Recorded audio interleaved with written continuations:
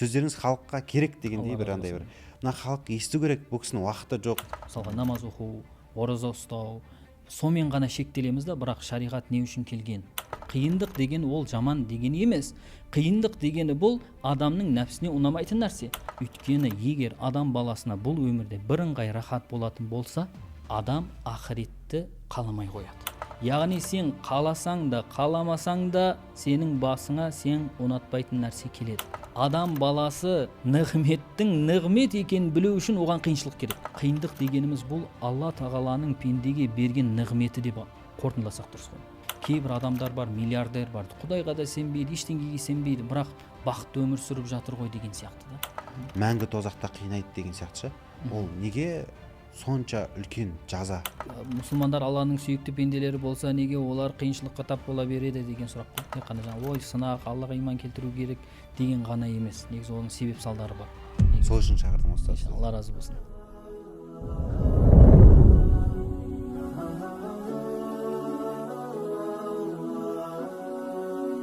Ассалаумағалейкум баршаларыңызға, Мұсылман үні каналына қош келдіңіздер. Бүгінгі каналымыздың тақырыбы, видеомыздың тақырыбы өте керемет болайын деп тұр.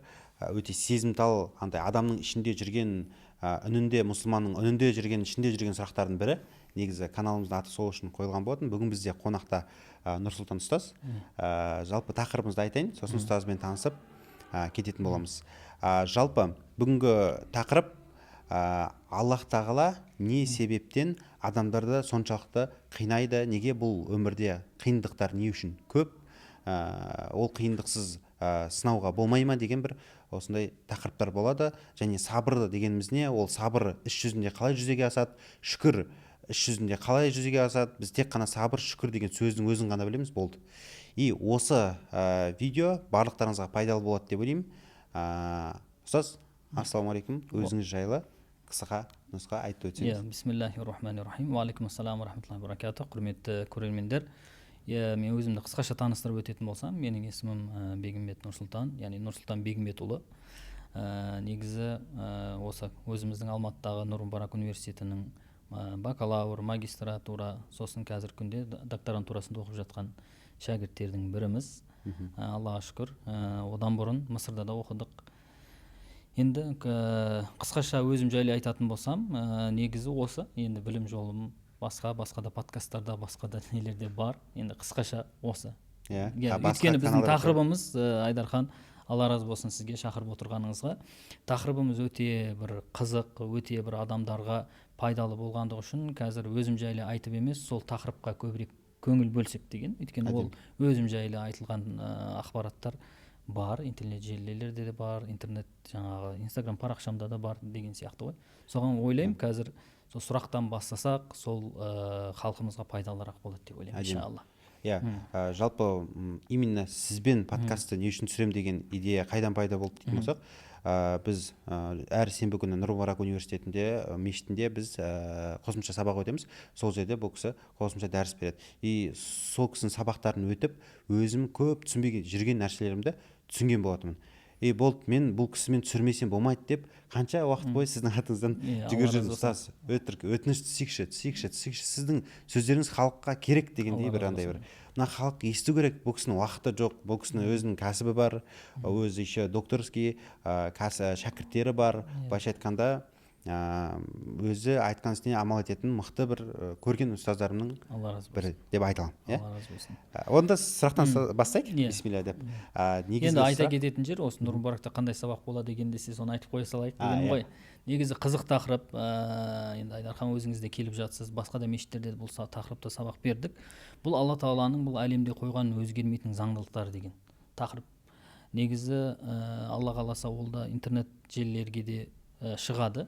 Өте қызықты тақырып, өзіңіз де көрдіңіз ғой. Яғни Алланың дінін жалпылама біз көбінесе бұл мұсылмандар сырттай біле береміз да, бірақ негізгі Алла тағаланың қойған заңдылықтары, Алла тағаланың үкімдеріні терең үңілмейміз. Мысалға намаз оқу, ораза ұстау, сонымен ғана шектелеміз да, бірақ шариғат не үшін келген деген нәрселерді көбінесе түсіне бермейміз. Алланың бұл берген үкімден артында тұрған хикметі не, даналығы не, мақсады не деген нәрсені көп айта бермейміз. Біз сыртқы формасымен ғана шектеліп қаламыз да, соны бір халыққа жеткізейін деген бір үмітпен сол сабақтарды бастап едік те негізі.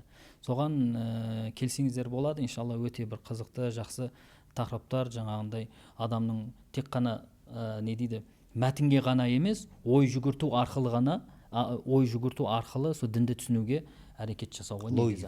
Логикамен, яғни дін ешқашан логикаға қайшы емес, қарсы емес. Шариғи терминдері сізде былай қарапайым мысалдармен жалпы дінімізді, шариғатымыздың хикметін, жалпы астарлы түсініктерін түсінуге көмектеседі. Яғни сен дінді ұстанып тұрсың ба, то есть ұстанған кезде де қандай немен ұстану керек, яғни саналы түрде. Соған шақыру ғой, біздің мақсат сол. Сол кезде ана тамырларда бір мықты болып тұрады. Сахабалардың да ерекшелігі сол ғой. Яғни олар діннің негізгі мәнін, мақсатын түсінгендігі үшін одан ешқашан қайтқан емес.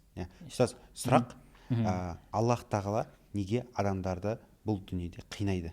Сол сұрақ. Енді бұл жерде бұндай сұрақтар кез келген адамның ішінде жүрген сұрақтар, просто ол сұрақтарды көбінесе қоймайды, сынақ қой деп қояды. Бұл қиындықтың негізгі хикметі неде? Қиналмай, былайша айтқанда, сынауға бола ма? Сол қиындық дегенде біз андай жаза, сәтсіздік, сол нәрселерді келтіреміз да. Ол соны ашып түсіндіріп берсеңіз. Енді Айдархан өте керемет сұрақ. Яғни Алла Тағала, біз айтамыз, Алла Тағала мейірімді дейміз. Бірақ Алла Тағала мейірімді болса, онда неге адамдардың басына қиындықты береді деген мәселе ғой енді. Айдархан, енді бірінші қиындық деген сөздің өзін мәнін түсініп алуымыз керек. Қиындық дегеніміз не ол? Мысалға. Қалай түсінесіздер енді? Қиындық дегеніміз не ол? Маған сұрақ қойса? Жалпылама. Сол мен өзім ойымша, мысалы, қиындық деген ол сәтсіздік, бір қиындықта депрессия деген бе, или бір жаза деген сияқты бір.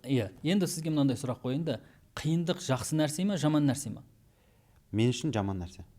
Мәселе осы жерде де қараңыз, Айдархан, көбісі қиындық деген нәрсені жаман деген сөзмен синоним ретінде қолданады немесе түсінеді. Қиындық это равно жамандық. Дұрыс па? Бірақ шын мәнінде олай емес қой.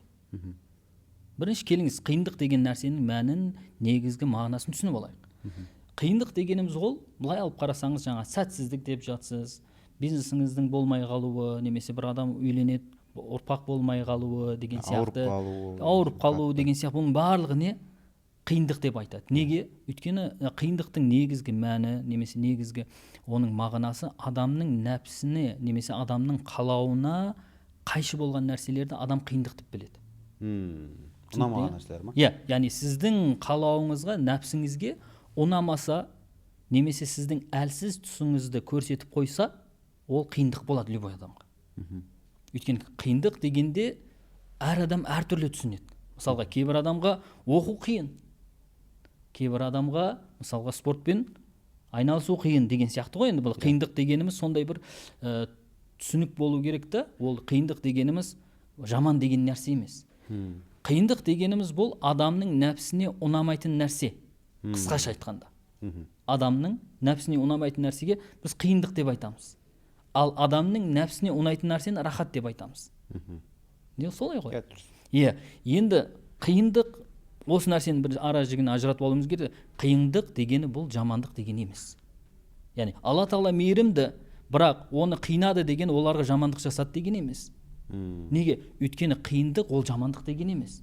Өйткені қиындықтың астында немесе оның артында нелер болады? Мақсаттар болады. Бұны сіз күнделікті өмірде де, өзіңізде де, тіпті отбасыңызда да, әке шешеңізбен де, жұмысыңызда да осы қиындықты қолданасыз.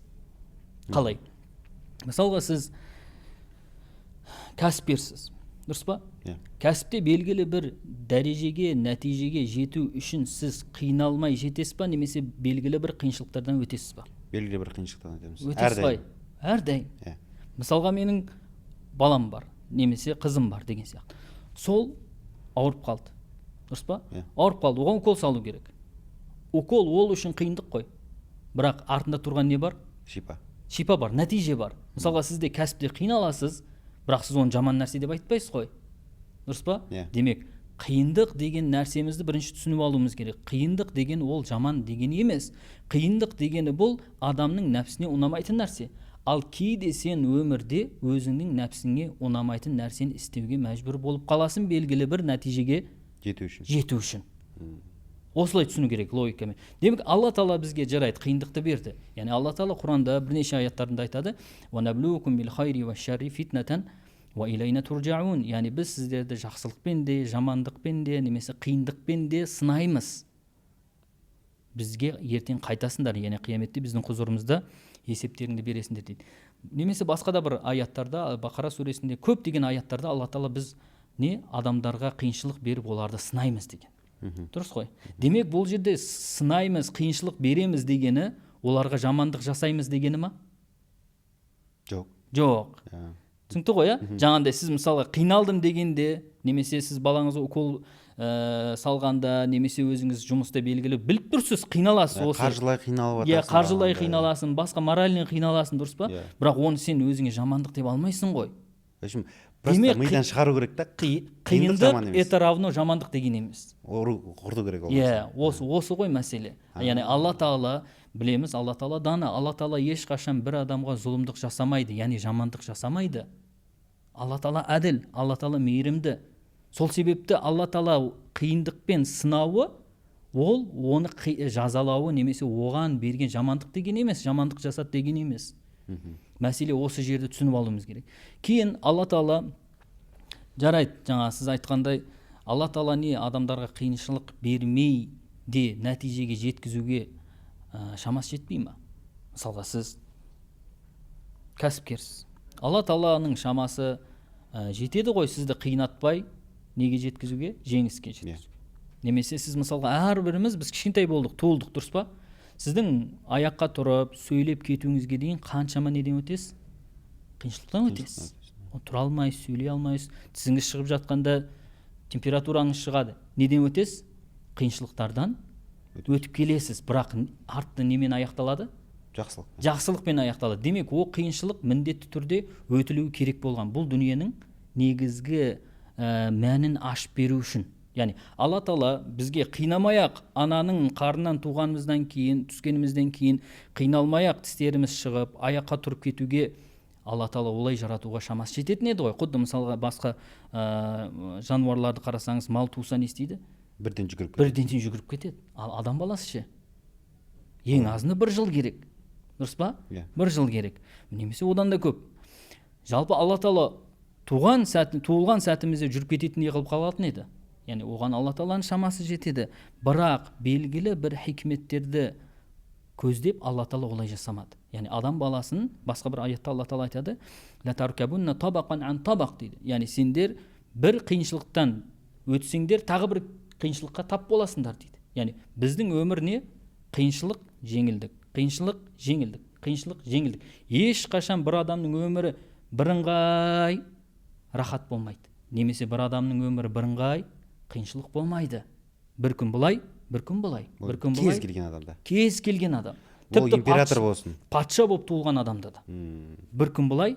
Енді қиыншылық дегенде енді қиыншылықты мысалға моральный қиналу бар, физический қиналу бар. Дұрыс қой? Яғни ол мысалға айтуыңыз мүмкін, патша болып туылды, немесе патшаның отбасында туылды, ешқандай бір нәрсеге мұқтаж болмады дегенмен, бірақ оның ішінде моральный қиналады. Адам баласы бұл өмірдің негізі, Алланың қойған заңдылығы солай. Ешқашан бір адам бірыңғай жағдайда болмайды. Құдды бізде бірыңғай күндіз немесе түн болмағаны сияқты. Ауысып отырады. Алла Тағала бұл әлемде барлық нәрсені заужайни деп айтады. Яғни барлық нәрсені жұп қылып жаратқан. Өзінен басқа. Ай мен күн, жер мен аспан, ақ пен қара, жақсы мен жаман, жеңілдік пен қиындық. Яғни әлем солай, ер мен әйел деген сияқты.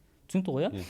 Не үшін бұл дүниеде Алла Тағала осындай қылып жаратты десе, өйткені егер адам баласына бұл өмірде бірыңғай рахат болатын болса, адам ақыретті қаламай қояды.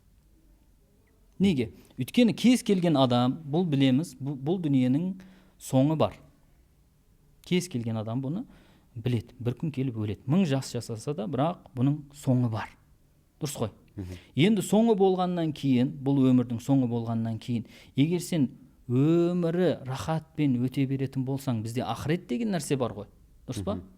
Адам баласының негізгі іздеген, бұл өмірдегі іздеген нәрсесі ол не? адам баласы кез келген адамның бұл өмірде іздейтін бір ғана нәрсесі бар. Бақыт деген нәрсе. Дұрыс па? Яғни бақытты болу үшін. Бақыт тақырыбына да келеміз. Жалпы, бірақ бақытты өмірді егер осы дүниеде көретін болса, яғни бақыт дегеніңіз ол ешқашан бір жаманшылыққа, қиыншылыққа тап болмай, үнемі бірыңғай рахатты өмір сүру деген. Енді сіз үнемі рахатты өмір сүретін болсаңыз, онда ақыретке деген негіңіз, қалауыңыз, құлшынысыңыз болмайды ғой. Өлгіңіз келмейді деген. Өлгіңіз келмейді. Өйткені саған сен іздеген нәрсеңді таптың да. Ал Алла Тағала бізге жоқ, бұл дүние негізі уақытша. Сендердің мәңгі қалатын жерлерің ақырет. Соның қадірін білдіру үшін бұл дүниеде бізге қиыншылықты береді. Егер бұл дүниеде бізге қиыншылық берілмесе, онда ақыреттің дүниеден қандай артықшылығы болады? Өйткені ешқандай қиыншылық жоқ, үнемі рахат болған жер ол тек қана ақыреттегі жаннат жері. Егер дүниеде сізге тек қана жақсылықты, тек қана рахатты беретін болса, онда ақыреттен дүниенің айырмашылығы қалмай қалады. Бұл біріншісі. Екіншісі хикметі, Алла Тағала бұл дүниеде сіздің кім екендігіңізді өзіңізге мойындатып қою үшін. Ол қалай? Яғни, бұл ақида мәселелерінде де айтылады. Яғни сен қаласаң да, қаламасаң да, сенің басыңа сен ұнатпайтын нәрсе келеді. Дұрыс қой. Егер адам баласы өзін өзі басқарып тұрған болса, барлығы өзінің қолында болса, неге оған өзінің қаламаған нәрсесі келіп тұр? Дұрыс қой. Мысалға, сіз қалайсыз ба сізге қиыншылық келгенді? Қаламайсыз. Ешқайсы адам қаламайды қиыншылық келген. Бірақ қиыншылық келіп тұр. Дұрыс қой. Егер демек бұл жерде саған біреу бір қиыншылықты беріп тұр деген, яғни кейде болады, яғни айтуыңыз мүмкін, материалистер айтуы мүмкін, яғни кейбір себеп салдардың нәтижесінде келіп шығады қиыншылық деп. Бірақ біз білеміз, өмірде, тәжірибеде аяқ астынан күтпеген жерден қиыншылықтар келіп қалады да, түсінбей қаласың, қалай болды ол, былай ойлап қарасаң, ақылмен қарасаң келмейді да, себеп салдар болып. Демек, Алла Тағала сіздің бұл өмірде құл екендігіңізді, пенде екендігіңізді өзіңізге көрсетіп қою үшін береді қиыншылық. Егер сіз хүр, яғни барлық нәрсе өз қолыңызда, өзіңізге өзіңіз қожайын болатын болсаңыз, онда кәні өзіңнен қиыншылықты кетіріп көрші, кетіре алмайсың. Демек сен марбуб, яғни сен біреу таманнан басқарылып тұрсың деген бір нені осы ақиқатты көрсету үшін дейді. Бұл екінші хикметі. Үшінші хикметі, егер адам баласына бұл дүниеде қиыншылық берілмейтін болса, онда жақсы мен жаманды қалай ажыратамыз? Түсіндіңіз ба? Яғни, мысал келтіріңізші. Қараңыз. Бұл өмірде бірыңғай жақсылық бола берсе, мысалға сіз бірыңғай, сіз неде рахат өмір сүре берсеңіз, онда сіз сол рахат пен қиыншылық, яғни рахаттың қадірін қалай білетін едіңіз? Түсіндіре алдым ба? Сіз рахаттың дәмін, ләззатын білу үшін оның мұқабелі деп айтылады, оның антонимін көруіңіз керек. Сол кезде анан рахат деп айтасыз. Мысалға сіз былай да қараңыз, бір адам бар, туғаннан көзі көрмейді. Дұрыс па? Оған жарықтықпен немесе күндізбен түннің айырмашылығы бар ма? Жоқ. Оған сен күндіздің несін, не дейді, артықшылығын, түннен артықшылығын айтып бер деп айта аласыз ба? Жоқ. Айта алмайды ол. Түстердің бір-бірінен артықшылығын айта ала ма? Айта алмайды. Өйткені ода бір ғана түс бар, қара түс бар. Дұрыс қой. Демек, мысалға сіз, жақында біз оразадан шықтық, сіз күнде ішіп жүрген суыңыз, күнде ішіп жүрген тамағыңыз, күні бойы ораза ұстап, кешке ауыз ашар кезде ішкен кезіңізде оның дәмі ерекше болады. Дұрыс қой. Бірақ күнде ішіп жүрсеңіз, күнде сол нәрсені жеп жүрсеңіз, қатты білінбейді.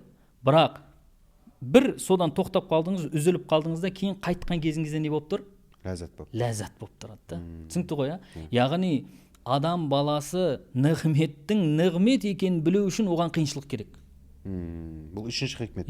Үшінші хикмет. Болмасам сіз нығметтің нығмет екенін біле алмайсыз. Өйткені жақсы мен жаманды ажыратудың жолы неде негізі? Негізгі жолдардың бірі? Қиындық па? Жоқ, мынау телефон, дұрыс па? Мына телефон, мынау марка, мына марка телефонынан жақсы екендігін мен қалай білем? Салыстыру арқылы. Салыстыру арқылы. Өйткені бізге ақиқатқа жетудің жолдарының бірі салыстыру, яғни тәжірибе деп айтамыз. Яғни сіз мынаның жақсы немесе мынаның жақсы екенін қалай айтасыз? Мысалы басқа сіз жаман микрофон жоқ, сіз өміріңізде мынадан басқа микрофон қолданбағансыз. Мхм. Мынаны жақсы жаман деп сипаттай аласыз ба? Жоқ. Камераны мысалға мынадан басқа камерасы қолданбағансыз өміріңізде. Оны жақсы немесе жаман деп айта аласыз ба? Жоқ, Айта алмайсыз. Неге? Салыстыру керек нәрсені. Түсінікті ғой, Сол себепті егер нығметтің де егер оның несі болмаса, қарсысындағы қиыншылық деген нәрсе болмаса, онда сіз нығметтің нығмет екенін сезіне алмайсыз ғой. Дұрыс. Иә. Үшінші хикметі, төртінші хикметі негізі Алла Тағала бұл дүниені бізге негізі сынақ дүниесі қылып берген. Сынақ. Солай ғой. Бұл дүниеде біз Алла Тағаланың бұйрықтарын орындаймыз ба, тыйған тыйымдарынан тыйыламыз ба, жақсылық жасаймыз ба, жамандықтан тыйыламыз ба деген нәрсені көрсету үшін немесе өзімізге көрсету үшін Алла Тағала бұл дүниеге бізді алып келді. Егер адам баласы ешқашан қиналмайтын болса, бірыңғай егер рахатта өмір сүретін болса, онда оны біз қалай білеміз жақсы жаман екен? Мысалға, білесіз ғой, адамның жақсы жаман екенін. мысалға сіз өзіңіздің досыңызды қашан танисыз? Қиындықта танисың. Жақсылықта танисыз ба? Тани алмайсыз ғой. Бәрі жақсы ғой кезде. Бәрі анау ухуд шайқасы сияқты.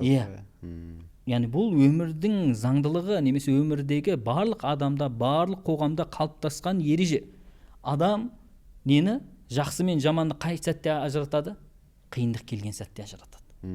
Егер үнемі бірыңғай жақсы бола беретін болса, онда кім тақуа, кім күнәһар, кім ізгі, кім мысалға жаман адам деген нәрсені қалай ажыратамыз? Бәрі рахатта бола берсе. Бәрі бірдей жүре береді. Бәрі бірдей жүре береді. Сол себепті Алла Тағала бұл өмірде лиямиз Аллахул хабиса минат тайиб дейді. Алла Тағала Құранында лас пен тазаны ажырату үшін дейді. Лас пен тазаны ажырату үшін біз адамдарға қиыншылықты береміз. Енді қиыншылық дегенде ол әртүрлі болады. Мысалы, сахабалардың кезеңінде немен болды? Мысалы, мұнафиқтарды мұнафиқ еместерден немен ажыратып отырды Алла Тағала? Қиындықпен ба? Соғыс арқылы. Иә, қиындық қой ол да. Иә. Өйткені малыңды, жаныңды сол жолдан не істеуің керек? Беру керек немесе рисковать етуің керек. Ол өте қауіпті нәрсе. Өйткені адам баласына ең маңызды нәрсе нәпсі мен малы. Ақке шеше бала шағада емес. Негізі түпкі психологиядан алып қарасаң да, негізі адам баласына не? Ең жақын нәрсе өзін, нәпсі мен мал-мүлк. Өз нәпсі деген өмірі ма? Өзінің өмірі?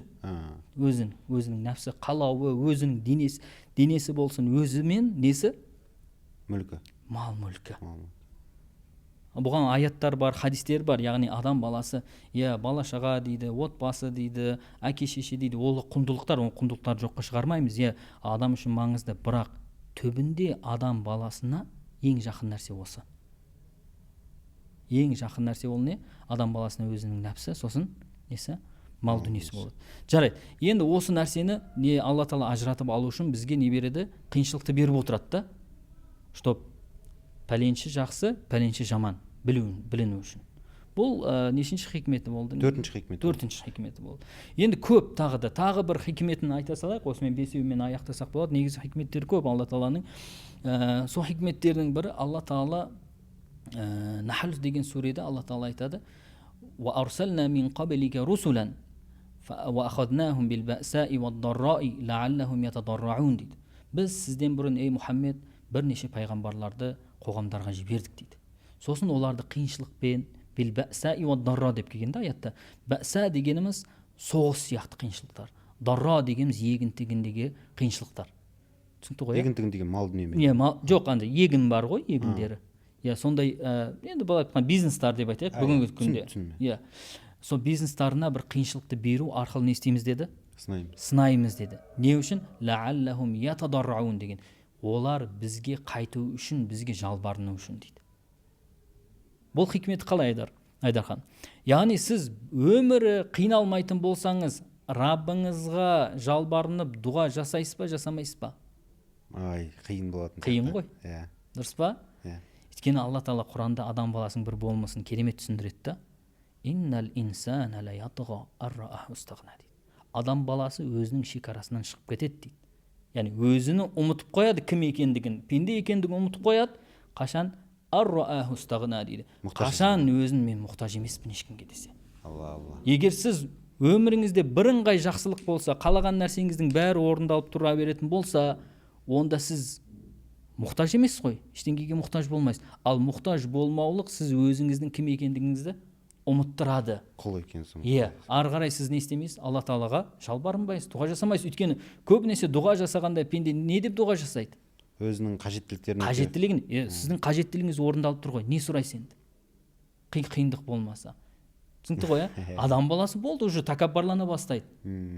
Бұл қоғамда бүліктерге алып келеді. Түсінікті ғой. Енді жалпы тағы да басқа да хикметтер бар, бірақ негізгі осы бесеу. Қорытындылап айтып жіберсек, Айдархан, жалпылама қиындық дегеніміз бұл Алла Тағаланың пендеге берген нығметі деп қорытындыласақ дұрыс қой. Қиындықтың өзі не? Нығмет.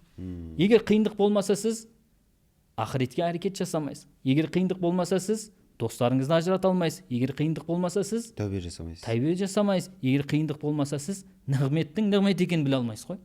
Демек қиындықтың өзі не болып тұр? Нығмет болып тұр. Егер қиындық болмаса біздің өміріміз не болмайды? Мәні қалмайды, бір дәмі болмайды. Сіз мына нәрсені айтып өтсеңіз де ма? Егер де бәрі қиындық болмай тек ләззат болып кете беретін болса, онда бұл өмір азап болып кетеді деп. Иә, оны да айтайық. Жоқ, бұны даналар айтады да, қараңыз. Негізі адам баласының іздеген нәрсесі бақыт. Дұрыс қой. Қандай бақытты іздейді? Бітпейтін бақытты іздейді. Дұрыс қой. Үнемі рахатты өмір сүруді. Уақытша емес, үнемі, мәңгі. Өйткені әрбір адам мәңгі өмірді қалайды. Ешкім өлуді қаламайды. Тіпті сахабалар да. Айша анамыз пайғамбарымызға айтқан, нахну накрахул маут. Яғни пайғамбарымыз хадисі бар да, негізі кім Алла Тағаламен жолығуды нетсе, ұнатса, Алла Тағала да онымен жолығуды ұнатады деген хадисті айтқан кезде Айша анамыз айтады да, Алланың елшісі, Аллаға жолығу үшін біз өлуіміз керек дейді. Яғни Аллаға жолығуды ұнату деген өлімді ұнату деген, ал бірақ ешқайсымыз өлуді ұнатпаймыз ғой дейді. Яғни айтқаным бұл адам баласының болмысы солай. Неге өлімнен қорқады деп ойлайсыз, Айдархан? Яғни адам баласына белгісіздік, андай жоқ, белгісіз емес, біз қорқыныш сияқты ма? Неден қорқасыз? Белгісіздік.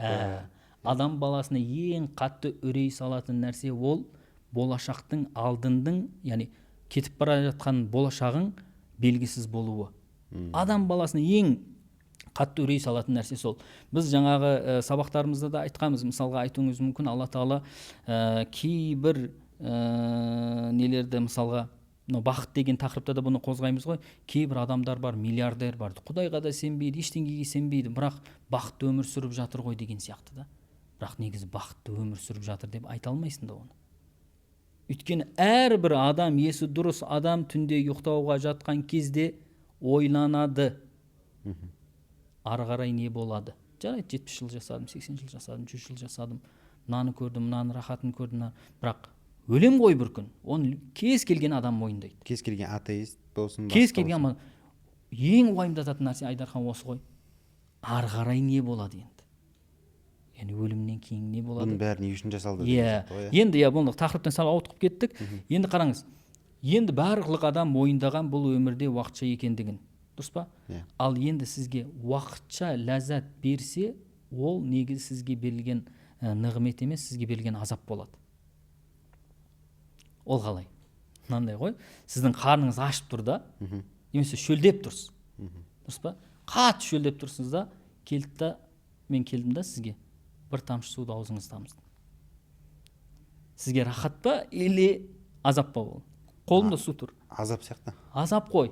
Яғни өйткені кейбір даналар айтады да, жалғаспайтын нығмет ол азап дейді. Өйткені адам нығметке қол жеткізген кезде оны уақытшалық пайдалану үшін ала ма, немесе ол онымен бірге үнемі болу үшін ала ма? Үнемі болу үшін. Иә. Демек, ләззаттың не болуы, шектеулі болуы бұл азап дейді да. Өйткені сіз оған қатты байланып қаласыз да, бір күн одан не істейсіз? Ажырауыңыз керек болады. Сол ажырауды не істеген сәтіңізде есіңізде түсірген сәтіңізде сіз азаптала бересіз ғой. Мысалға жаңағындай сіз өзіңіз машина сатып алдыңыз, көлік, қымбат көлік сатып алдыңыз, өзіңіз үшін. Оның рахаты бөлек та, бірақ мен сізге 2 күнге берсем арендаға. Оның несі бар? Ол уже сізге рахат болмайды. Өйткені сен одан бір күн не істеймін, беруім керек бұны деген нәрсемен сен өзіңді не істейсің, жазғырасың, немесе азапталасың дейді. Сол себепті мәңгі рахат ол тек қана жәннатта болады, ал бұл дүниедегі рахат үнемі болғанымен, бірақ ол бір күн бітеді, ал бітуін ойлау ол адамға азап береді дейді. Сол себепті де Алла Тағала хикметтерінің бірі жаңағындай нығметті үнемі қылмау ғой. Нығметті үнемі қылмау, қиыншылықты араластырып тұру ғой. Яғни біздің разнообразие бір өмірімізде не болу үшін? Бір мән, дәм болу үшін ғой. Қызық болу үшін. Тұздық сияқты ғой, қызық қой. Тұз сияқты ғой. Яғни тұзсыз тамақ дәм болмайды ғой. Оның ішіне қаншама ет салсаң да, қаншама приправа салсаң да, бірақ не? Тұз салмасаң не болмайды? Оның дәм болмаған сияқты. Бұл өмірде егер қиыншылық болмайтын болса, бұл өмірдің дәм болмайды негізі. Біз қарап жатамыз ғой, мысалға кейбір анау мықты бір императорлардың бір қыздары, принцессалар, сондайлар тикток шығарып жүргізіп жатады ше. Бүткіл қалаған нәрсесі бәрі бар. Бірақ көріп жатамыз жаңалықта бағанағыдай қиындықтарға душар болып жатады да, бағанағыдай уже наркоманияға кетіп қалуы мүмкін, бағанағыдай деген сияқты. Ләззатты тағы да іздеп, одан сайын ары қарай кету үшін ше. То есть сондай мәселелер бар. Енді жалпы келесі сұрақты қояйын, ұстаз? Оны бақыт деген тақырыпта осыны айтсаңыз қозғаймыз иншалла. Да, осы тақырыпты болды да, бұйырса. Не үшін кетуін, яғни адам баласы не үшін, мысалға миллионер деп бір шектемей қойсақ, барлық ләззаттарға қол жеткізсе де адам баласы неге тоқтай алмайды? Яғни белгілі бір жерге барып, болды, мен барлық ләззатты көрдім деп айтпайды, кете береді дәлше. Білесіз ба? Негізі адам табиғаты солай. Не үшін екенін иншалла оны түсіндіреміз, Алла қаласа. Бұны келесі видеоларда, бәлкім иншалла. Жалпы келесі біздің сұрағымыз, сіз айттыңыз, осы қиыншылық барлық адамға беріледі дедіңіз. Енді қиыншылықтың тағы бір хикметін айттыңыз, ол қиыншылыққа сабыр ету, и одан бөлек онымен бірге жеңілдік, то есть кеңшілік жүреді дедіңіз. То есть екеуі бірге араласып жүреді. Енді кеңшілікке шүкір ету керек дейсіз, қиыншылыққа сабыр ету керек. Осы жерде қиыншылыққа сабыр ету деген іс жүзінде ол қалай жүзеге асады, мысалға? Ол сынақтан біз қалай сүрінбей өте аламыз? И екінші сразу сұрақ автоматом, ол бағанағы кеңшілік келген кезде көп адамдар тәкаппарлыққа беріліп кетіп жатады. Өзін бағана айтқандай мұқтажсыз сезім кетіп жатады. Енді ол біз пенде болғаннан кейін ол сезімді бәріміз көрдік. Көп адам көрді деп ойлаймын. Осы мәселеде қалай біз дұрыс реакция беру керекпіз? Сабырлық деген момент, сабырлық деген бізде андай понятие ғой. Просто бүйтіп отыру керексің, дым істемей деген сияқты. Түсіндім. Жалпы енді қараңыз, Айдархан, былай алып қарағанда біз мынау нәрсені түсініп алуымыз керек. Адам баласының өмірі қиыншылықпен, жеңілдіктен, жақсылықтан тұрады. Бұл Алла Тағаланың заңдылығы. Тіпті пайғамбарларға да сондай заңдылық жұмыс жасаған. Яғни пайғамбарлар да тыс қалмаған. Яғни бір күн қиналасыз, бір күн рахаттанасыз, бір күн қиналасыз, бір күн рахаттанасыз. Яғни өмірдің өзі солай жаңа айтқан хикметтер үшін, яғни сол мәселелер үшін. Енді қиыншылық келген кезде сабыр ету керек дейміз. Енді сабыр деген сөздің мағынасын бірінші түсінуіміз керек та. Сабыр дегенімізді қалай түсінеміз өзі? Бірінші, мен жаңа подкасттың басында да айтқан нәрсем сол ғой. Сабыр, қиыншылық, бақыт деген нәрсенің көбісі түпкі мағынасын түсінбейді, мәнін түсінбейді сол сөздердің. Мысалы жаңа қиыншылық дегенде де көрдіңіз бе? Қиыншылық дегенде дұрыс түсінбейді, немесе сразу жаман дейді. Жаман дейді. Дұрыс түсінбейді, немесе вообще түсінбейді. Түсінікті ғой, айтып бере алмайды да. Вот көп қателіктерге себеп болатын нәрсе осы жерде. Енді сабыр деген нәрсені айтайық. Сабыр деген нәрсеміз не ол, Айдархан? Сабыр деген менің ойымша, қарапайым халықтың несімен айтатын болсам, сабыр деген белгілі бір қиыншылық келген жағдайда, мысалы бір қиыншылық дегенде конфликт болып қалсын, немесе басқа бір ауырып қалған кезде Аллаға шағым айтпай, шүкір деп сабыр етіп отыру. То есть андай жалобыться етпей деген сияқты ғой бізде орысша айтқанда. Жалобыться етпей. Шағымданбау. Негізі араб тілінде сабырун, яғни сабыр деген сөз араб тілінен алынған ғой. Сабыр дегеніміз негізі бір нәрсе, хабс деп айтылады, яғни бір нәрсені байлау, қамау деген мағынаны білдіреді. Байлап қою, тыю, қамау деген мағынаны білдіреді. Негізгі сабырдың тілдік мағынасы сол. Ал шариғатымызда талап етілетін сабыр ол үндемеу немесе кез келген жаңағындай қиыншылықта соған тәслим деп айтамыз ғой, соған жеңіліп қалып болды осы екен ғой деп кете беру деген емес. Негізі сабыр не үшін керек? Сабыр шариғатымызда не үшін сабырға шақырады? Сабыр адамды рухани сынып қалмауы үшін керек. Яғни рухани сіз сынып қалмауыңыз үшін. Әрекеттен тосу үшін емес. Қазір түсіндірем оны, мысалы мен Айдархан. Сразу түсіндірмесеңіз түсінбейатырмын деп па? Айдархан, кез келген сіз сабыр қылуыңыз мұқтаж болған бір ситуацияны, жағдайды айтыңызшы. Мысалға бізден түсу керек айлық табыс.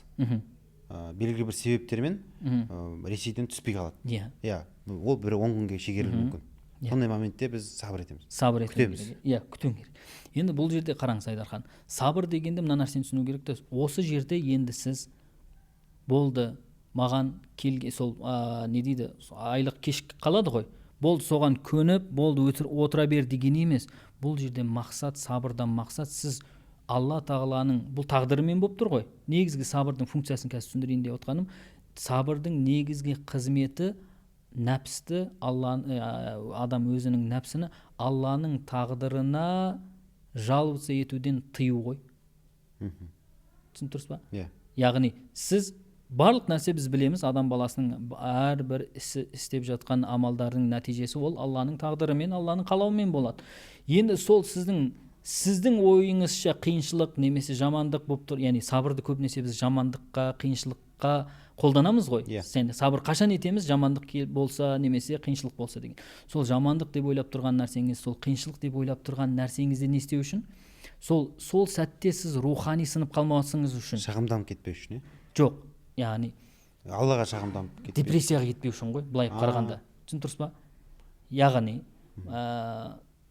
егер сіз сабыр деген нәрсенде сізде болмаса, яғни бұл Алланың тағдыры, бәрі Алланың қолында ғой, сабыр етеміз, басқа не істейміз деген сізде түсінік болмаса, сіз не істейсіз? Түнімен ойланасыз, неге бұл кеш қалды, мен мына нәрсені жібермеуім керек еді, мына жерде мен қателік жібердім. Сіз өзіңіз жазғырып, не істейсіз? Стресске түсесіз. Стрессқа, депрессияға түсіп кетесіз.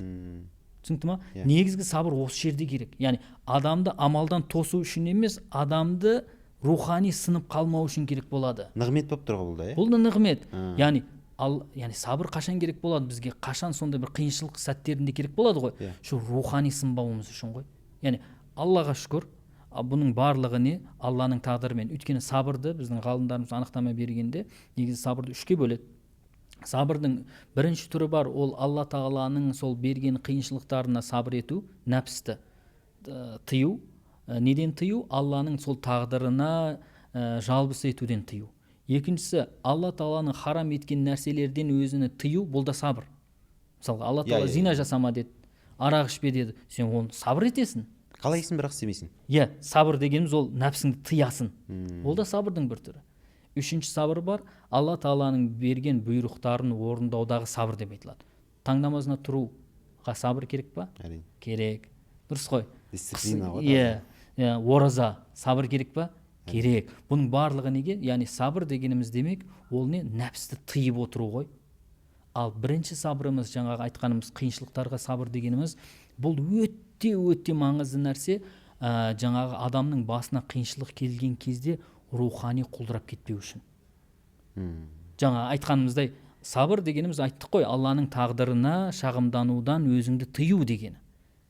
Ол нені білдіреді? Яғни Аллаға шүкір, бұның барлығы болып тұрғаны Алланың қалауымен болып тұр. Демек Алланың бір даналығы, хикметі бар бұл жерде. Деп сен өзіңді не істейсің? Жұбатасың да, бірақ шариғат айтпайды. Мысалға, алайық, мысалы сіз ауырып қалдыңыз, Алла тағала сізге бір ауруды берді, немесе сіз емес, басқа бір адамды айтайық, бір адам ауырып қалды, қатты ауырып жатыр. Ол Алланың қалауымен болып тұр ғой енді ауру, дұрыс па? Енді сабыр бұл жерде қандай оның қызметі немесе оған пайдасы тиеді сабырдың? Ол өзін жұбатады, бұйырса жазыламын деп рухани сынбау үшін ғой. Бірақ шариғат айта ма, болды сен осыған сабыр ет, Алланың тағдыры екен ғой деп үйіңде жата бер дей ма? Жоқ. Емдел дейді ғой. Емдел. Дұрыс па? Мысалға сізде жаңа айлығыңыз кеш қалды, дұрыс па? Бермей жатыр Россиядан, ақшаңызды түсірмей жатыр. Болды сен осыған сабыр ет, жүре бер дей ма, немесе сен себептерін жаса, одан ақшаны алуға әрекет жаса дей ма? Юридический барасың. Әрекет жаса дейді ғой. Дұрыс па? Демек сабыр негізі сіз рухани сынып қалмауыңыз үшін, рухани құлдырап қалмауыңыз үшін керек нәрсе да. Ұстаз, ол рухани ғана емес, былай физически да, былай жалпы адам уже рухани түскеннен кейін ол уже барлық дүниесі неге кетеді ғой? Иә. Құрдымға кетіп қалады ғой. Ол жағы да бар негізі. Яғни айтайын дегенім, сабырды осы жерде ара жігін ажыратып алуымыз керекті. Шариғатымыз бұйыратын сабыр ол барлығы Алланың қалауында екен ғой деп тастап қою емес жұмысты. Жаңағындай сіз мысалға болды түспейді екен, сабыр етеміз, не істейміз деп қолыңызды қысып отыра бересіз ба, или әрекетіңізді жасайсыз ба? Әрекетімді жасаймын. Әрекетіңізді жасайсыз. Немесе әрекет жасап жатқан кезде морально сіз морально сынып қалмауыңыз үшін ғой. Әйтпесе адам баласының көптеген мынау миллионерларың болсын, басқа да кәсіпкерлерің болсын, депрессияға кетіп қалуының себебі осы мәселе ғой. Яғни Алланың қалауымен болып тұрғанын терең түсінбеу, екіншіден сол нәрсеге әрекет жасамау. Яғни болды, жаңа сіз айтқандай ғой, олда уже сабыр деген нәрсе, яғни бұл Алланың сабырды мынамен байланыстырайық та, Айдархан, сабыр дегеніміз қашан келеді? Қашан қиыншылық болса. Дұрыс қой. Сабырды адам қашан көрінеді? Қашан Алла тағаланың осы келген қиыншылыққа, қиыншылық Алланың қалауымен болып тұр деген сенімді адамда ғана сабыр болады. Басқа адамда сабыр болмайды негізі. Өйткені сабырның анықтамасы не дедік? Алла тағаланың саған қойған тағдырына шағымданудан өзіңді тыю дегені. Түсінікті ғой, енді егер жаңағы адамда сабыр деген нәрсе болмаса, яғни тағдырға деген иман болмаса, ол не істейді? Құлдырап кетеді. Болды, ол жаңа депрессияға түседі, стрессқа түседі, ол амалы да не істейді?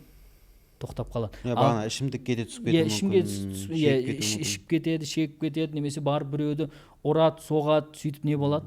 Өзіне өзі зиян жасайды. Басқа біреулер кінәлайды. Басқалар кінәлайды деген сияқты, немесе барып жаңа бермей жатқан, мысалы сіздің ақшаңыз бермей жатқан болса, сонымен барып төбелеседі деген сияқты, немесе оларға қиянат жасайды, немесе олардың малын алып қояды деген сияқты бүлік пайда болады қоғамда.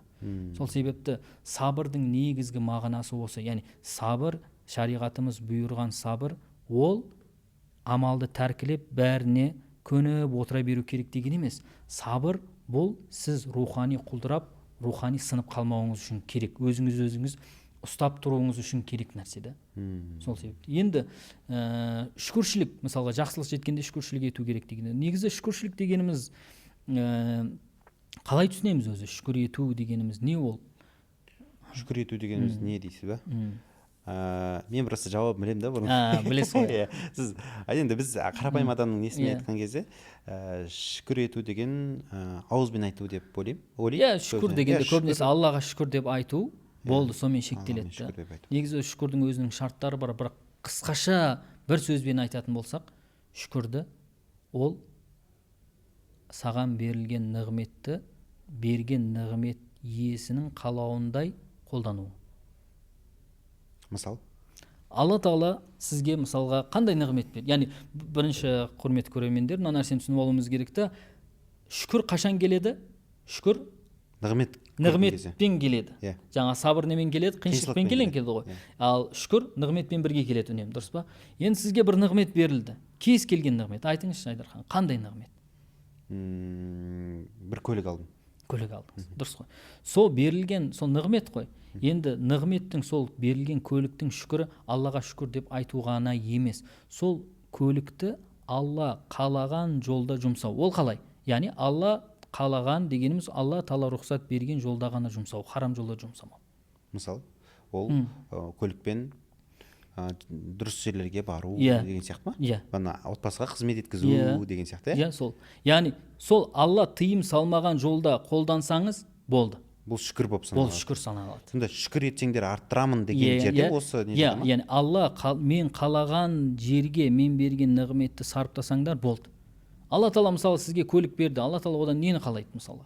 Қызмет еткенін қалайды. Болды, бірақ жақсылық жолында болу керек. Мысалы сізге денсаулық берді, Алла тағала ең көбіміз байқай бермейтін нығметтердің бірі бұл денсаулық, дұрыс қой? Машина деймін ба, еще сразу. Сол ғой. Өтпей қалдым ба проверкадан? негізі көп адамға берілген ең үлкен нығмет, байқай бермейтін нығмет ол не? Денсаулық қой.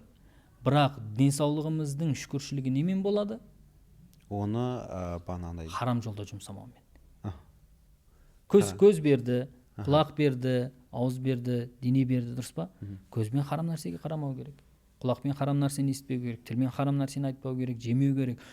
Егер осылай сіз істей алсаңыз, демек сіз өзіңізге берілген денсаулықтың шүкірін орындап отырсыз. Ол шүкірге не артылып берілуі мүмкін мысалы? Алла Тағала өзі қалағанын өзінің фадлымен деп айтамыз, өзінің мейірімділігімен арттырып бере береді. Мысалға, егер сіз көзіңізді, құлағыңызды, сол денсаулығыңызды Алланың қалау үшін, Алла қалаған жолда жұмсайтын болсаңыз, Алла Тағала бұл өмірде де көрілген нәрсе, сол нығметті сізге дәуам деп айтады, ұзақ мерзімге созып береді. Өйткені денсаулық дегеніміз бұл уақытша. Білесіз, қартаяды. Қайта қараңыз, кішкентай кезіңізден бастап жайлап сіз не істейсіз? Мықты болып келесіз, яғни нығметтер көбейеді, сөйлей алу қабілеті пайда болады, жақсы көре алу, жақсы ести алу деген сияқты. Уже ары қарай 50-ден кейін не болады? Ары қарай Алла Тағала соны азайтады. Егер сіз осыны Алла Тағала қалаған халал жолда, тура жолда жұмсайтын болсаңыз, онда бұл нығметтер сізге ары қарай азаймайды. Иншалла ол нәрсе не болады? Ары қарай жалғаса береді. Шынымен де қарасаңыз, тақуа болған адамдардың 50-ден кейін де, 60-тан кейін де ақылы, көзі, құлағы, тісі барлығы не болады? Сау болады. Сау болады. Алжымайды ғой. Алжымайды. Ілім оқыған адам, Алланы таныған адам алжымайды. Өйткені қалай алжысын, ол ақылын алжитын нәрселерден өзін үнемі өмір бойы сақтап келген болса. Ақылды алжытатын нәрсе не ол? Арақ бар, сигарет бар, наркотиктар бар. Сосын көбісі осын айтады негізі. Бірақ ақылды алжытатын тағы бір нәрселеріміз бар. Көп адам мән бермейді, бүгінгі күнімізде осы нәрсе өте көп, жиі. Ол не? Керек емес информация. Керек емес информация. Адамды алжытады. Өйткені сіздің миыңызға кіріп жатқан әрбір информация үшін ми жұмыс жасайды.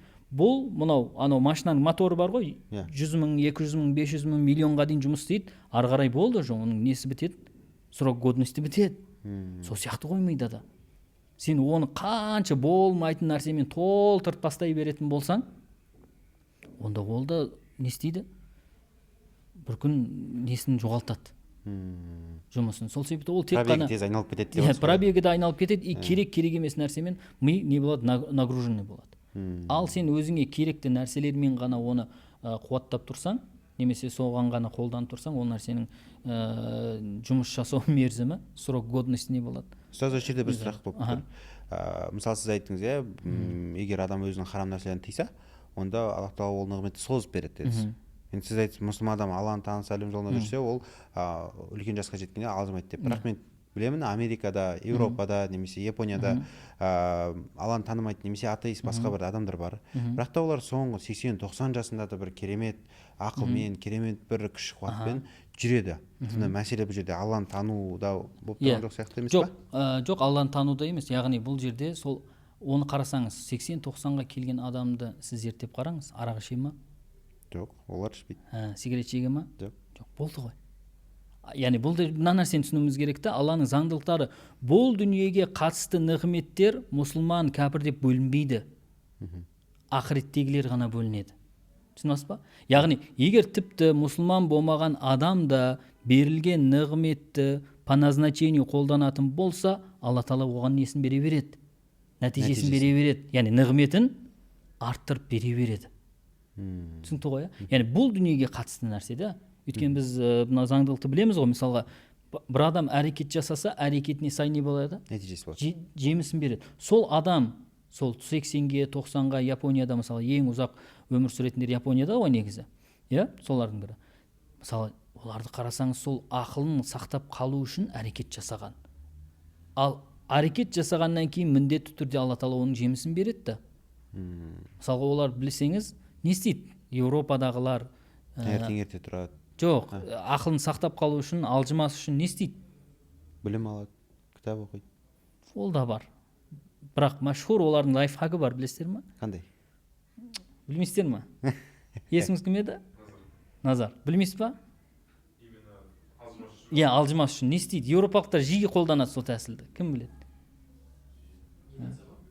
Жоқ. Тілі үйренеді.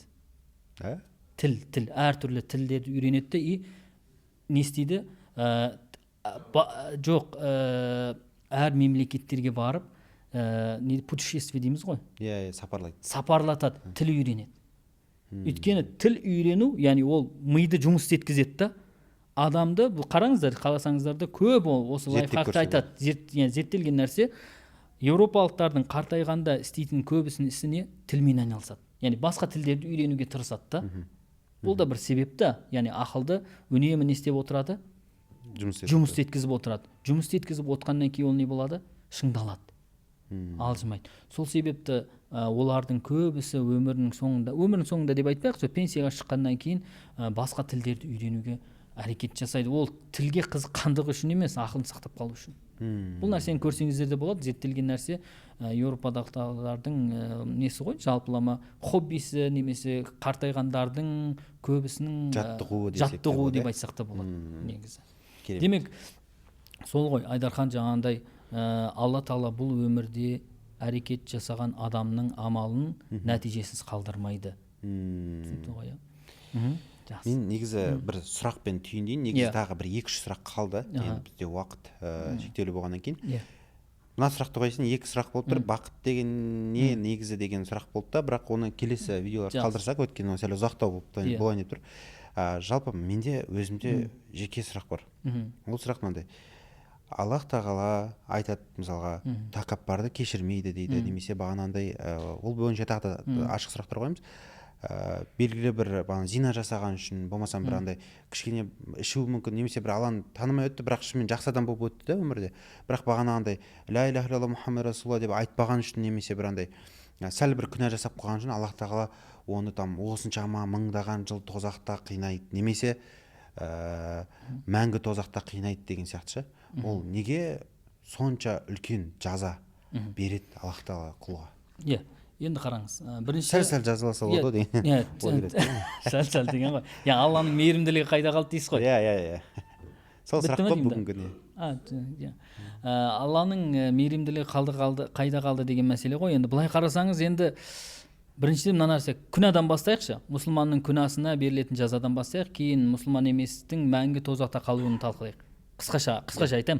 Енді қараңыз, біріншіден күнә жасаған адам, мысалы зина жасады, жалпылама былай мына нәрсені түсінейікші, Айдархан, Назар, жалпы Алла Тағала бізде тозақпен қорқытқан, тозаққа түсірем, тозақта азаптайым деген күнәлардың маған айтыңызшы.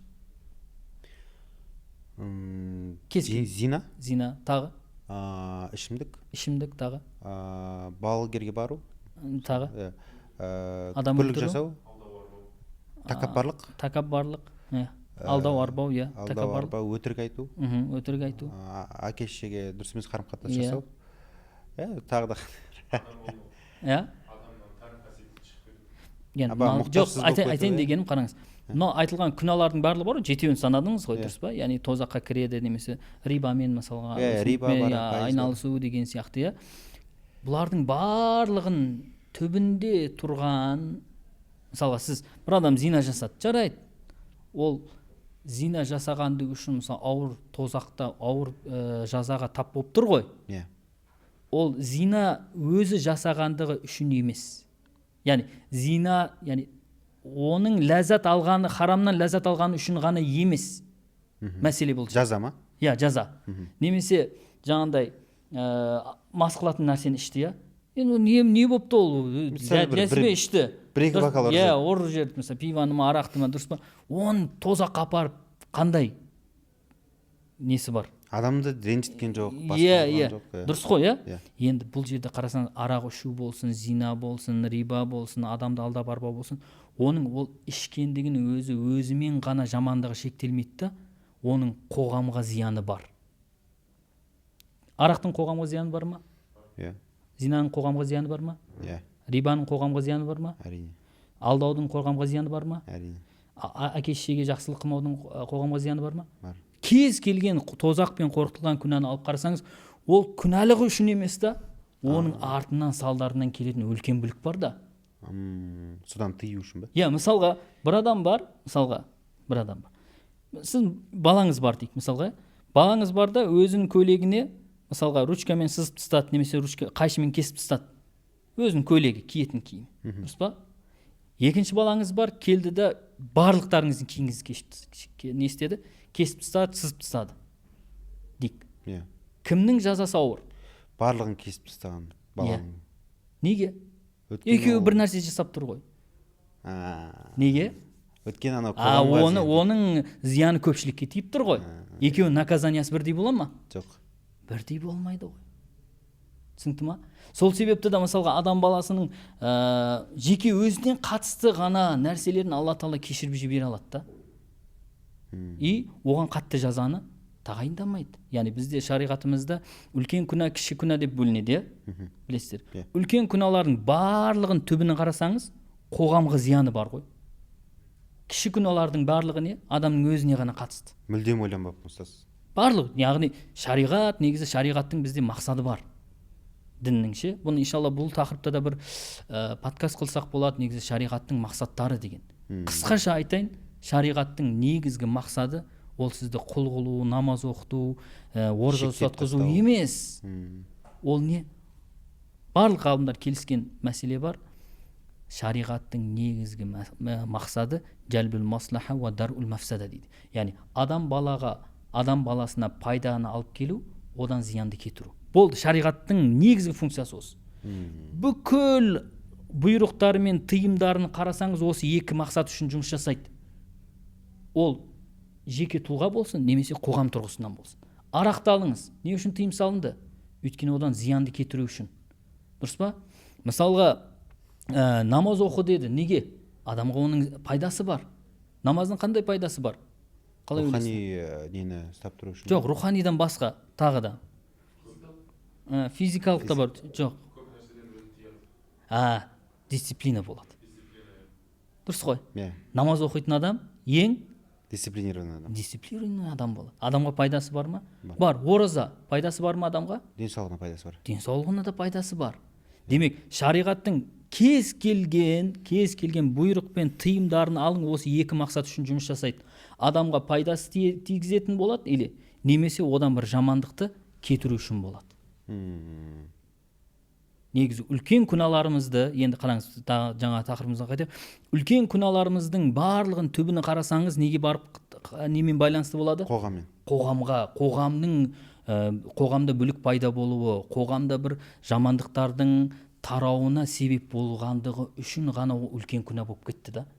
Ал жеке өзіне қатысты болатын нәрселерді Алла Тағала оны кіші күнә деп жасады. Намазға ұйықтап қаласыз, негізі тағы да басқа да бар деген сияқты көп қой кіші күнәлар. Исрап деген нәрселеріміз бар деген. Яғни қоғамға қатысты болмаса ол не болады? Кіші күнә. Енді қараңыз. Демек, ол зина жасаған кезде бір ғана күнә жасап тұр ма? Яғни өзіне ғана шектеліп тұр ма жамандығы? Жоқ, екі адамға қосылып, бала туылуы мүмкін ғой. Жоқ. Қоғамға тигізіп жатыр ғой. Өйткені одан жетім бала дүниеге келеді, солай ма? Жетім баладан бұрын жетім бала сақтанып қосылатын болған күннің өзінде де, дұрыс па? Аурулар жұғуы мүмкін. Ауру жұғады. Тұрақсыздық пайда болады. Тек деген нәрсе жоғалып кетеді. Сыйластық жоқ. Бұны кез келген есі дұрыс адам зинақорлық дұрыс емес екендігін біледі ғой. Демек, оның зина жасаған кезде, оның сіз былай қарайсыздар да көптеріңіз. Зина жасады ғой, не үшін ол тозаққа бара жатыр, неге ол тозақта азапталып жатыр? Екеуі бір-бірімен келісіп, екеуі қалап. Жоқ, соншама жыл дейсіз ғой. Өйткені оның жасап тұрған күнәсі өзімен ғана шектеліп тұрған жоқ та жамандығы. Оның артынан қоғамға келетін не бар? Последствия, салдары жаман. Мынау сол салдарына қарай оған не болып тұр? Жаза ауыр болып тұр да. Сол шариғатымызда кез келген күнәға айтылған жазаны қарсаңыз, салдарымен өлшенеді. Күнәнің өзімен емес. Сол салдары үлкен болғандықтан. Мысалға, Алла Тағала, енді екінші тақырыбымызға өтетін болсақ, мысалы, Алла Тағала иман етпегендер не үшін кешірмейді? Өйткені оның салдары үлкен. мысалға айтуыңыз мүмкін, бір атеист бар немесе бір құдайға сенбейтін адам бар, оның не зияны бар қоғамға деген. Мысалы күпірлік бізде үлкен күнә ғой, мысалға Аллаға серік қосу деп айтамыз, оның қоғамға қандай зияны бар деген сұрақ. Қоғамға зияны бар да. Қандай? Біріншіден қараңыз, дін деген нәрсе не ол? Бірінші соны түсініп алу керек. Дін не ол? Қалай түсінесіздер? Шариғат па? Жоқ, жалпылама дін деген ұғым. Дінге сенбейді дейді ғой, дұрыс па? Дінге сенбейді дейді. Дін не ол? Дін ол ненің дұрыс, ненің дұрыс емес екенін анықтайтын. Қалай? Ненің дұрыс, ненің дұрыс, ненің дұрыс емес екендігін? Қоғамға ненің дұрыс, ненің дұрыс емес екенін. Қай тұрғыдан? Қараңыз, Айдархан, дін мораль ғой. Түсінікті ма? Адамды адам қылып тұратын нәрсе ғой. Дұрыс емес па? Егер дін болмаса, мынау нәрсе дұрыс емес, мынау нәрсе бұрыс, мынау нәрсе дұрыс емес, мынау нәрсе дұрыс деген нәрсені қайдан аласыз? Заң. Заң бір нәрсеге сүйенеді ғой. Жоқ, мынау заңдарымызды алатын болсаң, Еуропа, Франциянікі, барлық заңдарды алатын болсаң, барлығы негізі діндердегі принциптарға негізделген. Діндердегі негізделген, принциптелген. Мысалы, біз негізі мынау алып жатқан нелерімізді қарасақ, мынау конституция болсын, немесе Европанікі болсын, батыстікі, Американікі болсын, бәрі түбінде неге барған? Дінмен ұштасады. Олар өздерінің Библиясынан алды, Торасынан алды деген сияқты да. Нені алды? Мораль деген, яғни жақсы, жаман деген ұғымды ажырату үшін дінге жүгінбесең, сен ажырата алмайсың ғой. Жаңағындай кейбір ұстаздарымыз жаңа атеистермен де диспуттарында айтып жатыр ғой. Демек сен үшін жақсы жаман деген ұғым жоқ. Егер ақылмен танитын болсам, әркім үшін жақсы, өзі қалаған нәрсе жақсы, өзі қаламаған нәрсе жаман бола беретін болса, өзі қалауымен шешіп кете беретін болса, онда хаос болады. Бағана қоғамға ең үлкен қауіп болып тұр ғой. Хаос болып кетеді да. Өйткені мысалға сіз айтасыз, зина жақсы дейсіз. Істей берсін дейсіз. Мен айтам жаман деймін. Бұл кісі айтады нейтральныймын дейді. Біз келісе алмаймыз ғой бір нәрсеге. Дұрыс па? Сол себепті дін, яғни бұл мораль керек нәрсе. Егер мораль болмаса, дін болмаса, қоғам вообще жаңағындай азғындыққа ұшырайды. Қоғам құрдымға кетеді. Жойылып кетеді. Нормально деген сияқты болып кетеді. Жойылып кетеді ол қоғам. Яғни дін болмаса, қоғам жойылып кетеді. Ойлаңыз, дін болмаса, мені тосатын нәрсе болмаса, мені тыятын нәрсе болмаса, дұрыс па? Жақсы жаман деген нәрсе болмаса, онда мен сіздің нәрсеңізді тартып ала берем, алып қоям, сіз мені өлтіріп кетесіз, мен сізге менің үйдегілерім барып сізді өлтіреді, сөйтіп қоғам быт-шыт болып кетеді. Яғни дінсіз қоғам болмайды деп айтқан, негізі кейбір атеистердің өзі айтқан. Дінсіз қоғам болмайды, яғни моральсіз қоғам болмайды. Дін дегенде мәселе сол жерде жатыр. Дін бізге осы нәрсе үшін керек. Яғни өзіңдің адам екеніңді, адами құндылықтарды сақтап қалу үшін керекті. Сол себепті жаңа шариғаттың мақсаттары бар дейді. Шариғат мына 5 нәрсені қорғау үшін келеді дейді да. 5 нәрсе. Біріншісі дінді қорғау үшін, екіншісі адамның жанын қорғау үшін, үшіншісі адамның ақылын қорғау үшін, төртіншісі адамның мал мүлкін қорғау үшін, бесіншісі адамның абыройын немесе тегін қорғау үшін келген дейді. Осы барлық бұйрық пен тыйымдарды шариғатта біздіке болсын, басқа діндердіке болсын, самауи діндер дейміз ғой, әхли китаптардың діні болсын, қарасаңыздар, осы 5 нәрсені қорғау үшін келеді ғой. Негізі. Ал бұл 5 нәрсенің түбіндегі мақсат жаңа ғой, адамға жақсылықты алып келу, жамандықты кетіру. Шығарып тастау немесе жамандықтан қорғау деген мәселе ғой. Жалпы енді әңгімеміз созылып кетті ғой, жалпы айтатын дегенім, Алла тағала иман келтірмеген адамды неге мәңгі тозақта азаптады десеңіз, өйткені оның иман келтірмеуінің артынан келетін салдар өте үлкен. Кейін бұны тағы бір ғылыми имам Матуриди былай деп айтады да. Өзінің Тауилат және Китабы Таухид деген кітабында қараңыз. Күнә жасаған адамға белгілі уақытша азап береді да, ал иман келтірмеген үшін мәңгі азап береді. Солай ғой, мұсылмандардың сенімі солай. Дұрыс па? Екеуі де күнә негізі. Дұрыс па? Мына да күнә жасап тұр, мына да күнә жасап тұр. Неге енді ананікі не? Мәңгі. Мынанікі уақытша. Енді жаңағындай зина жасағандығы үшін, осы жерде де ашықтап кетейік, зина жасағандығы үшін Алла Тағала Құранда мынандай ережені айтады да: "Ва жазау саййатин саййатун мислуха" дейді. жасалған күнәнің жазасы сол күнәнің мөлшерінде ғана болады дейді. Алла Тағала ешқашан адамның жасаған күнәсінен артық жазаны бермейді.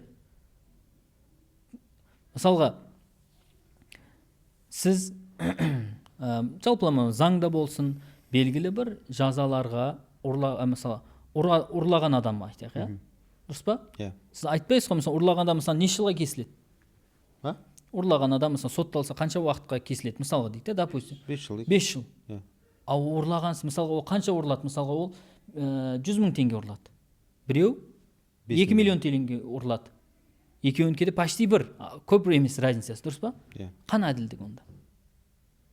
Екеуі бір сұраққа кетіп қалды ма? Жоқ, бір сұраққа кетпеген күннің өзінде де ол 500 мың теңге үшін 5 жыл отыруы дұрыс па, дұрыс емес па? Әділдік па, әділдік емес па? Әділдік емес сияқты. Қалай енді Алла Тағаланың заңдарынан да не деп айтасыздар? Түсініп тұрсыздар ма? Яғни жаза бұл немен өлшенеді? Қалай ойлайсыздар? Уақытымыз болып қалды ма? Жаза немен өлшенеді? Заңда болсын, шариғатта болсын. Мөлшермен? Жоқ, неге қарап мөлшері өлшенеді? Немен? Жоқ, мысалға заңда, мысалы ұрлыққа 5 жыл, өлтіргенге 20 жыл, діни алауыздық қоғамға қаншалықты зиян келтіргеніне деп айтсам болмай қалады, иә? Ол да бар, бірақ негізі немен өлшенеді негізі жазалар? Немен өлшенеді? Жаза қаншалықты адамдарды тыяды, сомен өлшенеді. Мысалға, бір адам ұрлады да, ол қанша 2 сағатта ұрлады. 2 сағат ұрлады, сол себепті 2 сағатқа ғана қамаймыз десе. Тыйыла ма, тыйылмай ма адамдар? Жоқ, тыйылмайды. Енді мысалға сіз жаңа айтқандай, зина жасады 5 минутқа. Оны 5 минутқа тозаққа кіргізіп шығарайық десек. Онда ол тыйыла ма, тыйылмай ма? Тыйылмайды. Кіріп шыға салам дейді. Болды ғой, иә. Түсінді болды ма? Демек, жазаны сіз істелген қылмыстың уақытымен өлшенмейді ешқашан. Бұл ақыл дұрыс адам олай өлшемейді ғой. Жасалған қылмыстан қаншалықты тыяды сол жаза, соған байланысты ғой. Түсінді болды ма? Демек, мысалға Алла Тағаланың әділдігі ол. Яғни Алла Тағала мысалға жаңағындай зина жасаған, ұрлық жасаған адамға қатты жаза беруі не үшін? Оны азаптау үшін емес, басқалар содан тыйылу үшін болып тұр. Біріншіден, бұл бірінші неміз жауабымыз сол. Екіншіден, ол Алла Тағала оны кешіріп жіберу ықтималдылығы өте жоғары, егер ол мұсылман адам болатын болса. Артықшылығы дейді. Артықшылығы, яғни Алла Тағала мысалға арақ ішпеңдер, өйткені мен сендерді мынандай азаптайым дегенде міндетті түрде азаптайым деген ба? Ішкен адамды? Жоқ. Жалпы сол күнәнің өзіне айтылады ғой, оны кешіріп жіберу ықтималдылығы өте жоғары да. Сол себепті Алла Тағала ертең қиямет күнінде, шапағат деген хадис бар, сода ұзын хадисте келеді, тіпті Алла Тағала ертең қияметте тозақтан өзінің мейірімімен өмірінде бір рет болса да жақсылық жасамаған адамды тозақтан алып шығады ғой. Өмірінде бір рет болса да не істемеген? Жақсылық жасамаған бір ғана жақсылығы бар, ла иляха иллаллах, Аллаға сенген. Ал екінші жаңағы иман келтірмегеніміз не үшін ол тозақта мәңгі қалып кетті десеңіз, өйткені жаңа айтқанымыздай оның несі салдары қоғамға жететін зияндары өте үлкен да. Бұл өте әділдік. Енді жаңа имам Тахауидің имам Матуридидің Таухид кітабындағы жауабын айтайық. Күнә жасайды ғой мұсылман адам, иә? Күнәнің уақыты шектеулі ме, шектеулі емес пе? Шектеулі. Ұрлық жасайды 1-2 сағат, зина жасайды жарты сағат, 1 сағат деген сияқты. Күнәлардың барлығының несі бар? Уақыттары бар. Ал иман келтірмеу, Құдайды танымау, бұның уақыты жоқ. Бүйтіп сеніп иман келтірмей жүре береді. Мысалға, қараңыз. Сіз Айдархан, бұнаның түсі қандай? Қара. Дұрыс па? Сіз сенім деген нәрсе де бірінші, өйткені бұл иман дегеніміз сенім мәселесі, дұрыс па? Сену ғой. Сіз мынаны қара деп сеніп тұрсыз, дұрыс па? Сіз осыны өмір бақи қара деп сенесіз ба, немесе өзгеріп тұра ма ол нәрсе? Өмір бақи қара деп сенемін. Дұрыс қой. Егер сізге мен өмір бақи өмір берілсе сізге, осыны қара деп өтесіз ба? Түсіндіңіз бе енді? Сенім мәселесі ғой. Кім түсінді? Назар, қалай түсіндіңіз? Қалай болып кетті? Қараңыз, мынау қара, дұрыс па? Мынаның түсі қалай? Қара ғой, дұрыс па? Осыны сіз қанша уақытқа дейін қара деп сенесіз? Жоқ, мынау түсі өзгергенше ма? иә. Жоқ, мысалы мына жарайды, бұл телефонды алмайық. Мына алайық, микрофон түсі қалай? Қара, дұрыс па? Мына осыны қара деп сіз қай уақытқа дейін сенесіз? Қара болғанға дейін, қара болып тұрғанға дейін. Цвет ауыспағанға дейін ба? Не. Бірақ үнемі сіз оны қара деп білесіз ғой, дұрыс па? Дұрыс қой. Иә. Енді иман келтірмеген адамда, яғни сіз өмір бақи сөйтесіз. Мысалы сіз мәңгі өмір сүрсеңіз де бұны қара деп тұра бересіз ғой, осы түспен тұрса, дұрыс па? Или бір күн келіп тұр жасылды немесе сары, ақ деп айтасыз ба? Жоқ. Сіз өмір бақи осы не деп сенесіз? Қара деп сенесіз. Демек сіздің сеніміңіз не болып тұр? Мәңгі болып тұр. Дұрыс па? Иә. Имансыздың да имансыздығы мәңгі ғой. Соған сай оған не берілді? Ауыр жаза. Мәңгі жаза берілді. Түсіндіре алдым ба енді? Иә. Яғни жаңағы имансыз адамға өмір бақи немесе өлмейтіндей өмір берілетін болса, ол өмірдің барлығын имансыз өткізетін еді. Құдайға сенбей. Демек, сол өмір бойы немесе мәңгі соған сенбегендігі үшін оған мәңгі жаза берілді. Түсіндім, ұстаз. Түсіндіңіз бе енді? Түсіндім. Сол себепті. Керемет. Имам Матуриди солай түсіндірген. Ал қалған күнәлардың уақыты шектеулі болғандығы үшін оларға шектеулі жаза берілді. Ал жаңағы иман келтірмейтіннің о күнәсі мәңгі болғандығы үшін, тоқтамайтын болғандығы үшін оған мәңгі жаза берілді деген. Шексіз болды. Аллах алам. Ұстаз, осымен уже біз уақытымыз 1 сағаттан асып кетті. 1 сағаттан 40 минут деп. Ұстаз, Алла разы болсын, негізі тақырып кішкене ашылды деп ойлаймын. Иншалла, солай ма? Солай деп ойлаймын. Ашылған сияқты ғой, иншалла. Иншалла. Айтыңыздар деп. Енді келесі сабақта иншалла нетеміз ғой. Сабақта үйреніп қалғанбыз ғой, біз шәкірттерге сабақ бере береміз. Сұрақтарыңыз болса, ұстазға байқасаңыздар, көбінесе діни терминологиядан бөлек, көбінесе логикалық ақылды қосып, логиканы қосып, күшті, керемет қарапайым адамдарға түсіндіріп беруі жақсы. Сол үшін егер де сіздерде іштеріңізде андай бір күмәнді бір сұрақтарыңыз болып жүрсе, жалпы дінге байланысты болсын, кез келген нәрсеге байланысты болсын, сұрақ болып жүрсе, сіздер оның жауабын білмесеңіздер, ол нәрсе дұрыс емес деген сөз емес та. Просто сіз оның жауабын білмейсіз болды. Егер де сіз жауабын білмесеңіз, просто жазып алыңыз, и сосын білетін адамнан сұрайсыз. Бітті. Осы нәрсе да. Дос боламын тоже сұрайды да, сөйтіп ше. Брат, неге там өмірде қиындықтар болып жатыр? Неге Палестинада соғысып жатыр, аналар жарылып жатыр, ана балаларды жеп жатыр, ана болып жатыр дейді да. Типа, Құдай неге соның бәрін істемейді? Ана адам мына дұға жасайды, мына адам мына дұға жасайды, екеуінің дұғасы бір-біріне қарама-қарсы ғой дейді да. Оны да иншалла бір подкасттан етеміз, яғни мұсылмандардың артта қалуы немесе мұсылмандардың қиналуына себеп не негізі да. Алла Тағала мұсылмандар Алланың сүйікті пенделері болса, неге олар қиыншылыққа тап бола береді деген сұрақ қой. Соны логикалық тұрғыда жалпы өмірдегі жағдаяттармен байланыстырып оған жауап береміз. Оны тек қана ой сынақ, Аллаға иман келтіру керек деген ғана емес. Негізі оның себеп салдары бар. Сол үшін шақырдым ұстаз. Алла разы болсын. Сол үшін. Сол, Алла разы болсын. Егер де видео ұнаған болса, пайдалы болса, обязательно алып тарқатып, осы видеоның көп адам көруіне себепкер болыңыздар. Қиын болмаса сторис қалып кетіңіздер, бағана WhatsApp-қа, группаларға жіберіп, мынаны міндетті түрінде көріңдер. Мына видео маған өте көп пайда алып келді десеңіз, ана адам қызығып осы видеоны бір уақытын арнап көреді. Сол, ассаламу алейкум рахматуллахи ва баракатух. Ассаламу рахматуллахи ва баракатух. Жақсы, Алла разы болсын.